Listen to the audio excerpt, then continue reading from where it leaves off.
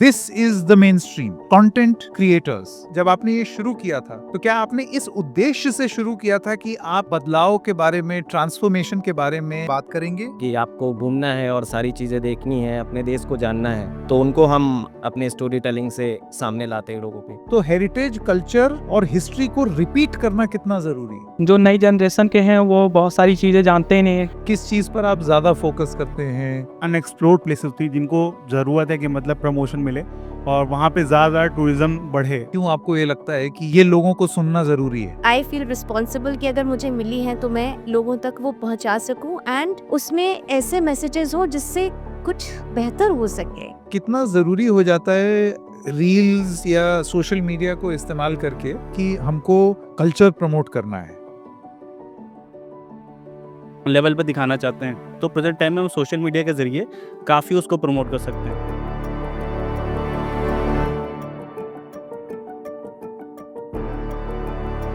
बहुत बहुत धन्यवाद आप सब लोगों का। ये आज की दोपहर का आखिरी सेशन है जिसमें हम एक ऐसे समुदाय, वर्ग, समाज का वो हिस्सा, उसके बारे में बात करेंगे जो सही मायने में मुख्य धारा, अगर आप कहते हैं तो यही मुख्य धारा अब हो गई है। This is the main stream content creators, चाहे रील्स हो या फिर यूट्यूब हो। मैं खुद बतौर पत्रकार अब यूट्यूब पर हूँ, तो यही मुख्य धारा है।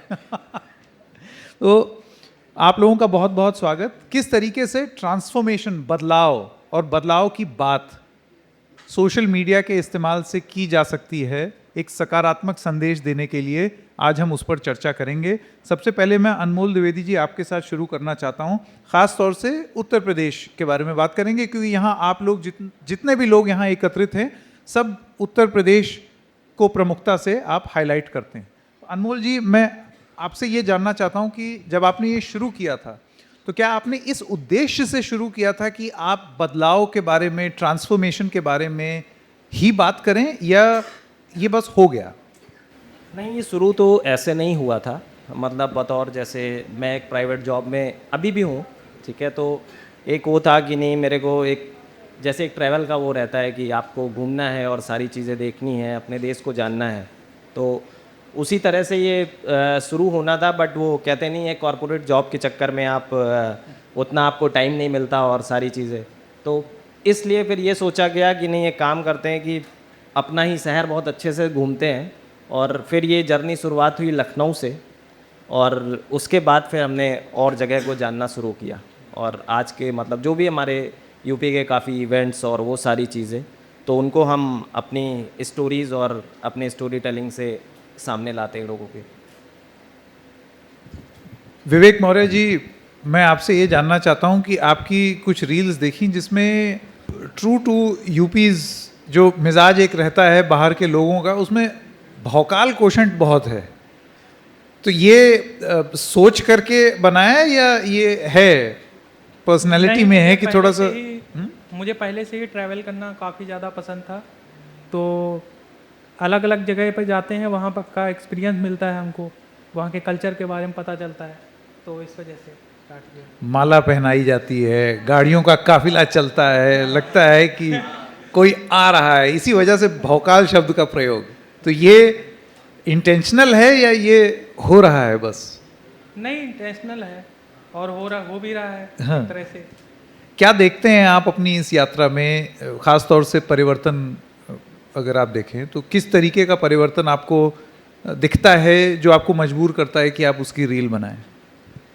वहाँ पे जैसे हेरिटेज प्लेस हो गए और हिडन जेम्स हो गए, इन सारी चीज़ों को लोगों तक पहुँचाना जिससे अधिक से अधिक लोग कनेक्ट हो सकें। बिल्कुल। आशुतोष जी, आपका अनुभव क्या रहा है? किस चीज़ पर आप ज़्यादा फोकस करते हैं? किस चीज़ के बारे में बात करना आपको ज़्यादा अच्छा लगता है? मैंने जनरली जो कोशिश की है वो लखनऊ में जितने भी हिडन जेम्स होते हैं, ऐसे अनएक्सप्लोर्ड प्लेसेस थी जिनको ज़रूरत है कि मतलब प्रमोशन मिले और वहाँ पे ज़्यादा टूरिज्म बढ़े, उनको मिसाल के तौर पर? मिसाल के तौर पर जैसे अभी रिसेंटली मैंने एक आपकी मॉन्यूमेंट है लखनऊ में, बिबियापुर कोठी करके एक पड़ती है, वो आर्मी के अंडर में आती है, थोड़ा सा एंट्रेंस के लिए थोड़ा सा कुछ रिस्ट्रिक्शंस रहती है, मैंने उसको भी कवर किया अपने उस थ्रू, तो एटलीस्ट लोग उसके बारे में जाने, लोग जानते नहीं हैं। और जो जो इस करंट स्टेटस में जो बिल्डिंग है वो थोड़ी सी डैमेज्ड है, थोड़ी सी वैसी है, तो वो चीज़ जो होती है ना कि अगर वो थोड़ा सा हाईलाइट में आएगी तो वो थोड़ा रिपेयर और रिस्टोरेशन वाला जो काम होगा वो उसका हो पाएगा। तो ये चीज़ पे ज़्यादा फोकस रहता है, कुछ ऐसी चीज़ें दिखाई जाए लोगों को, कुछ नया पर्सपेक्टिव दिखाया जाए जो अभी तक लोगों ने नहीं देखा है, शायद इसके थ्रू जो देख पाएँ, मेरे थ्रू देख पाएँ। आशुतोष जी, इसी से जुड़ा हुआ मेरा सवाल ये है कि देखिए, आप विरासत दिखा रहे हैं, हेरिटेज दिखा रहे हैं, संस्कृति दिखा रहे हैं, लेकिन जितना उसको दिखाना ज़रूरी है उतना ही ज़्यादा उसके बारे में ठीक से जानना भी ज़रूरी है। अब क्योंकि ये सोशल मीडिया है, तो सोशल मीडिया में आप भी जानते हैं कि कोई भी कुछ भी बोल सकता है। इस वजह से आपके ऊपर कितनी जिम्मेदारी हो जाती है कि जब आप किसी चीज़ के रेस्टोरेशन या उसकी लॉस्ट ग्लोरी को वापस लाने के बारे में बात कर रहे हैं, तो पहले आपने बहुत अच्छे से उसके बारे में रिसर्च कर ली है, जान ली है, ताकि आप सही मायने में सही जानकारी लोगों तक पहुंचाएं। हाँ, ये कोशिश तो रहती है कि हमको अगर कोई भी प्लेस को अगर समझना है या लोगों को बताना है, अगर उसके बारे में हम ढंग से रिसर्च नहीं करेंगे तो हम उस चीज़ को आगे एक्सप्लेन नहीं कर पाएंगे, लोग जान नहीं पाएंगे वो चीज़ है क्या। तो रिसर्च में बहुत ज़्यादा टाइम जाता है और कोशिश रहती है कि फैक्ट जो होते हैं क्लियर उसी को ही पेश किया जाए, उसमें कुछ तोड़ा मरोड़ा ना जाए, ये चीज़ रहती है, ताकि ऑडियंस देख पाए, उनको ये बताया जाए कि आज इसकी ऐसी स्थिति है, शायद हम इसे आगे बदल ना सके, एटलीस्ट कम से कम इंप्रूवमेंट तो ला ही सकें एटलीस्ट। रेनिता जी, आपकी जो सोशल मीडिया फीड है वो सिर्फ रील्स नहीं है, उसमें जैसे मैंने देखा शॉर्ट फिल्म भी है। तो अपने अनुभव के बारे में मैं चाहूँगा कि आप बताएं यहाँ दर्शकों को कि किस मकसद से क्या आप अचीव करना चाहती हैं, क्यों आपको ये लगता है कि ये लोगों को सुनना ज़रूरी है या ये जानना ज़रूरी है। Thank you for the question and thank you TOI for having me here for this panel discussion. I'm really honored. मुझे ये लगता है कि एक माध्यम है कुछ भी लोगों तक पहुंचाने का, and that is one thing which I always loved. I've been doing theatre since I was 4 years old and वो मेरी पहली जो परफॉर्मेंस थी वो अयोध्या में थी। मैं 4 साल वहाँ पढ़ी थी बचपन में। And after college I left India. For 20 years I was in Singapore. And वहाँ पे मैंने हिंदी थिएटर स्टार्ट किया, अपनी प्रोडक्शन कंपनी खोली और बहुत सारे वहाँ पे प्लेस किए, बहुत सी वर्कशॉप्स ऑर्गेनाइज करी और ख़ुद भी मैंने लोगों को ट्रेन किया। एंड बाय गॉड्स ग्रेस कुछ I am blessed, I think that I can write and I can sing. So सारी फॉर्म्स ऑफ आर्ट को मुझे ऐसे लगता है, आई फील रिस्पॉन्सिबल कि अगर मुझे मिली हैं तो मैं लोगों तक वो पहुंचा सकूं। And I also feel very responsible कि हम जो दिखाते हैं अपने रील्स में या अपने कंटेंट में, उसमें ऐसे मैसेजेस हो जिससे कुछ बेहतर हो सके। I mean I really feel that I am a big promoter of self-love. I talk about self-love. I want to spread the message of love and spirituality, not religion specifically. And तो मेरे बहुत सारी simultaneously चीज़ें चलती हैं, सिर्फ actor नहीं हूँ जैसे मैंने कहा।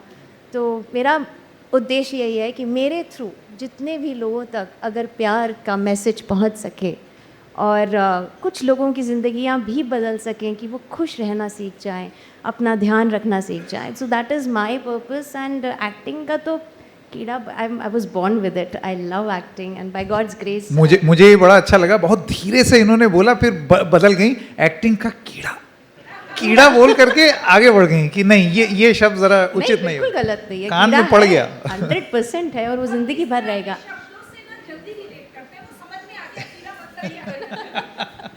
थैंक यू जी।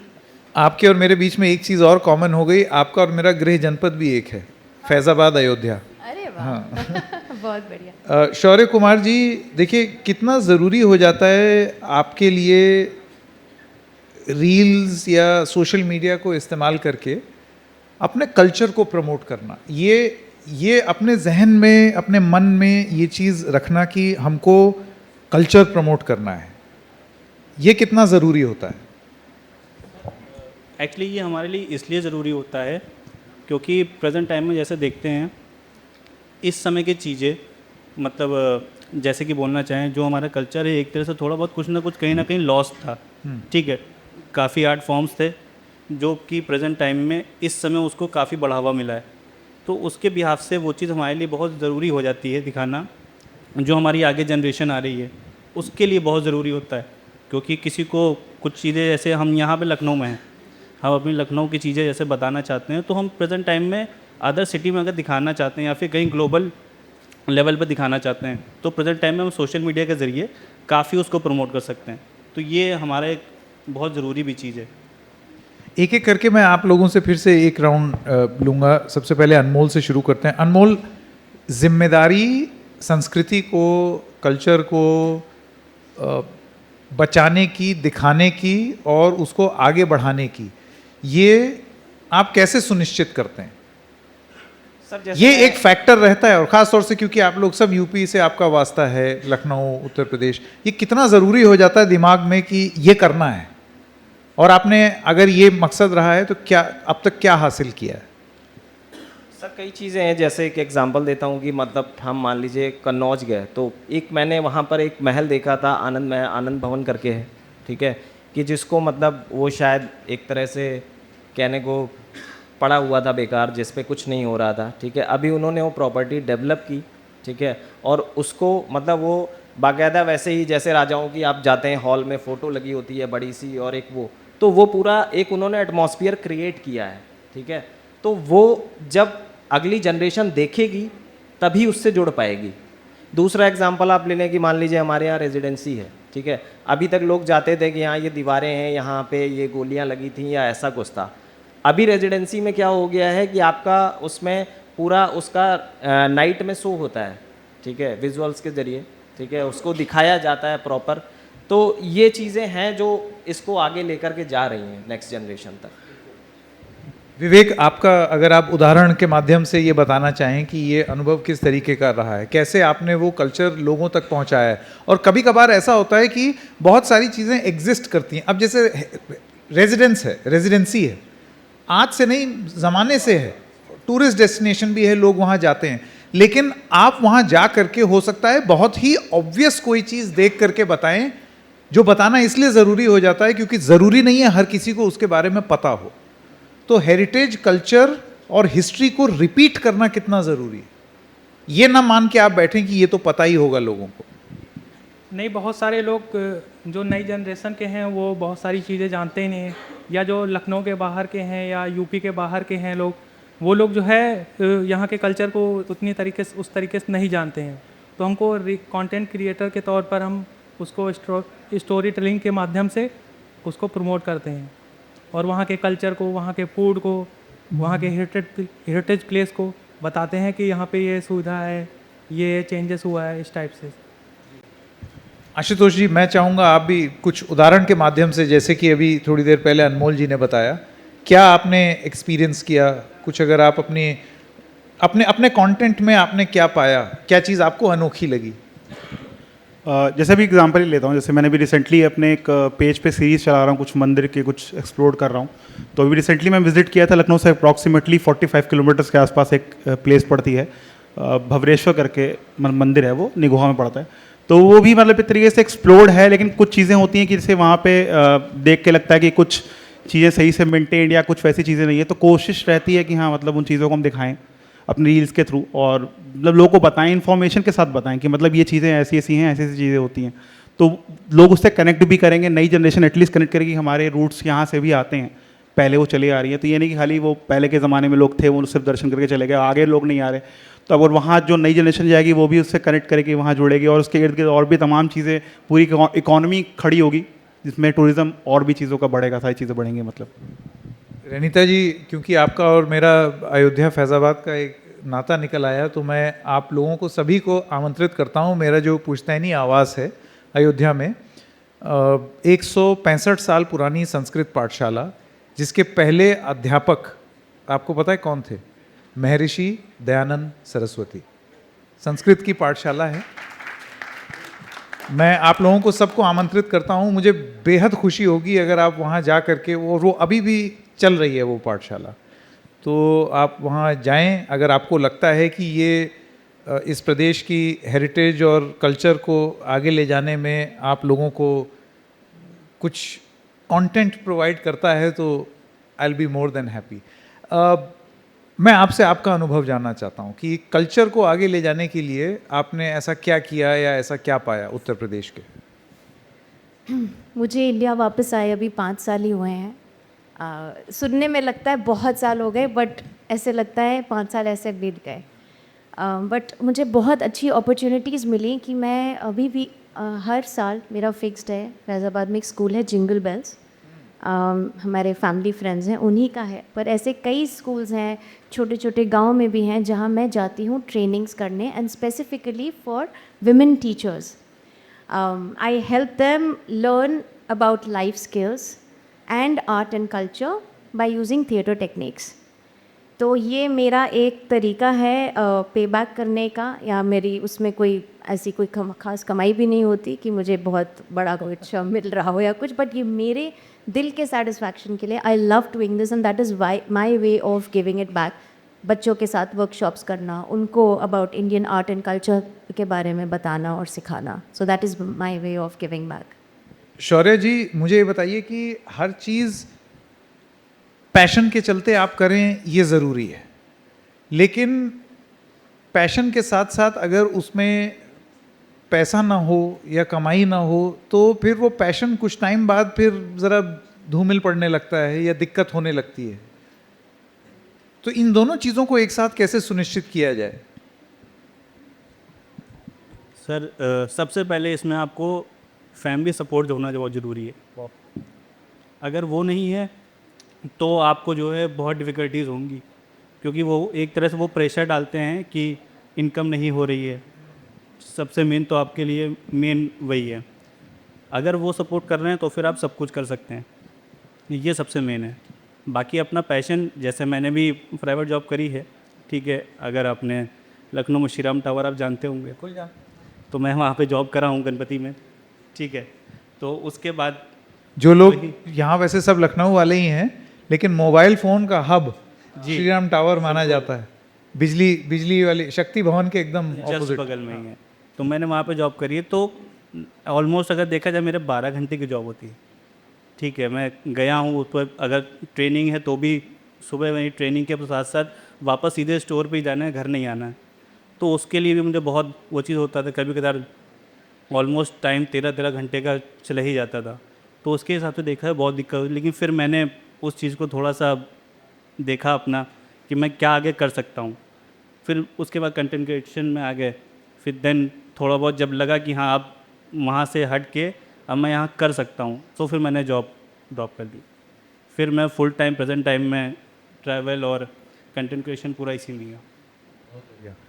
मैंने भी अपनी फुल टाइम जॉब 2 साल पहले यही सोच करके छोड़ दी कि अब कुछ पैशन प्रोजेक्ट करेंगे और पैसा ऐसा कमा ही लेंगे, कोई तो ना कोई सहारा तो मिल ही जाएगा। एक बार वो गोता लगाना ज़रूरी है। तो आपको लगता है कि ये आज के इस डिजिटल युग में, मैं आपसे पूछना चाहता हूँ अनमोल जी, यही बेस्ट समय भी है, कूद पड़ो। और कल्चर से ज़्यादा अच्छा क्या हो सकता है, संस्कृति से ज़्यादा अच्छा क्या हो सकता है? बिल्कुल बिल्कुल बिल्कुल, ये तो इसमें तो कोई दो राय नहीं है, क्योंकि हम ऑलरेडी यूपी काफ़ी रिच है इन चीज़ों में, ठीक है। इतने बड़े बड़े इवेंट्स हैं जो ऑलरेडी गिनीज वर्ल्ड रिकॉर्ड बना रहे हैं और सारी चीज़ें हैं। तो यूपी से तो ऑलरेडी इस चीज़ में काफ़ी आगे बढ़ ही रहा है। बिल्कुल। मौर्य जी, आपका अनुभव? ये जो पैसा वर्सेस पैशन की जो लड़ाई होती है, उसको आप किस तरीके से देखते हैं, और इसमें सरकार क्या भूमिका निभा रही है और क्या निभानी चाहिए आगे, जिससे और बढ़ावा मिले संस्कृति को आगे ले जाने के? संस्कृति को आगे बढ़ाने के लिए हमारा ODOP स्कीम चलाई गई है, जिसे 1 डिस्ट्रिक्ट 1 प्रोडक्ट है। इसको पहले मिडलमैन जो होता था वो पैसे ज़्यादा उसमें चला जाता था, जिससे आर्टिस्ट को, क्राफ्टमैन को पेमेंट उस तरीके से नहीं मिल पाती थी। बट अब ऐसा नहीं है, अब जो है डायरेक्ट उसको पेमेंट मिलता है और वो नेक्स्ट देश विदेश तक भी ई-कॉमर्स प्लेटफॉर्म के ज़रिए उसको आगे तक भेज सकते हैं। आपको लगता है आशुतोष जी कि एक कंटेंट क्रिएशन पॉलिसी जो ऑलरेडी है उत्तर प्रदेश में, और उसको और आगे बेहतर बनाने के लिए अगर कदम उठाया जाएगा तो आप और ज़्यादा ऐसे कंटेंट क्रिएटर्स पाएंगे जो संस्कृति के बारे में, कल्चर के बारे में और मुखर होकर के बोलेंगे? हाँ नहीं, डेफिनेटली वो तो ज़रूरी है, क्योंकि जितने ज़्यादा मतलब अलग अलग ज़िले से कह सकते हैं, छोटे छोटे जगहों से निकल के कंटेंट क्रिएटर आएंगे, तो वो और ज़्यादा अपनी अपनी स्टोरीज़ को लेकर के सब तक फैलाएंगे, आप आगे स्प्रेड करेंगे। तो गवर्नमेंट कर रही है, पॉलिसी इंप्लीमेंट कर रही है, कुछ चीज़ें हो भी रही हैं, और वही है कि मतलब पैशन है तो कर रहा है, हम भी कर रहे हैं वही चीज़ है, और उसमें वो मेंटेन करते हैं उसको, बैलेंस को कहा जाए एक तरीके से। रेनिता जी, अब अगला क्या? ऑडिशंस ऑडिशंस और ऑडिशंस। बहुत खूब। शौर्य, अगला हम क्या देख सकते हैं आपकी रील्स में, आपके कंटेंट में? क्या चीज़ दिमाग में चल रही है? कोई एक ऐसी चीज़ जो ये मैं बनाऊंगा, ये ज़रा थोड़ा सा सोचूं इसके बारे में, ये करना है। सर एक्चुअली मैंने लिस्ट बनाई हुई है, ठीक है, पूरी सीरीज़ है जिसमें ऑलमोस्ट अगर देखा जाए तो पूरा लखनऊ कवर है। अच्छा। हाँ, तो अब उसके लिए तैयारी मैं कर रहा हूँ, जिसमें उसकी पूरी डे बाय डे की जो लोकल मार्केट होती है उससे भी कहीं ना कहीं रिलेट है। बाकी जो देखा जाए अपना कल्चर का है, हमारे क्या अभी प्रेजेंट टाइम में, अभी कुछ समय पहले की बात है जो कि मैं सोच रहा था बनाने के लिए, जिसको बोन कार्विंग है हमारे क्या होती है, तो उस चीज़ को भी मैं उसको हाईलाइट करने का थोड़ा सोचता हूँ। ऑलरेडी हाईलाइटेड है, लेकिन क्या है, आदमी देखने के साथ उसको उसमें भूल जाता है, लेकिन फिर मैं उस चीज़ को थोड़ा सा और इम्प्रूव करके उनकी डिटेलिंग सारी चीज़ें, तो ऐसे ही मैं क्रिएट करना चाहता हूँ आगे। आप लोग सब लखनऊ वाले कोलैबोरेट क्यों नहीं कर लेते हैं? माइक्रो ड्रामा आजकल इतना सक्सेसफुल है, मतलब पूरी सीरीज, सुनीता जी, 90 सेकंड में एक एपिसोड खत्म हो रहा है, और 100 एपिसोड लोग यूं देख जा रहे हैं। तो आपको लगता है कि अपनी संस्कृति को आगे बढ़ाने का एक माइक्रो ड्रामा, उसकी कोशिश यहीं लखनऊ में, यहाँ इतने सारे लोग बैठे हैं, मिल के कर सकते हैं? बिल्कुल हो सकती है सर। और ऑलरेडी हम लोग पहले भी कोलैब्स कर चुके हैं, मतलब कई तरह के, या जैसे अभी जो आप पूछ रहे थे कि आप आगे क्या सोच रहे हैं, जैसे अभी हमारे यहाँ एक चाइनीज़ मंजे का बड़ा दिक्कत वो चल रहा है। बिल्कुल। तो मैं उस पर कंटेंट बनाना चाह रहा हूँ कि एक सोशल मैसेज एक अच्छा जाएगा कि काफ़ी, क्योंकि न्यूज़ पे तो बात हुई, बट किसी कंटेंट क्रिएटर ने आकर के ऐसा वो नहीं किया कि मतलब किसी स्टोरी के ज़रिए कि आपका शौक़ या आपका जो एक जीतने का नशा वो किसी की जान से ज़्यादा बढ़ के है क्या। बहुत बहुत खूब। और कितना इम्पोर्टेंट मैसेज होगा ये, बिल्कुल। और कितना रेडिली वो अवेलेबल होता है, उसको रोकने का भी प्रयास है। खैर, बेस्ट ऑफ लक, बहुत बहुत धन्यवाद हमारे साथ बात करने के लिए। Thank you.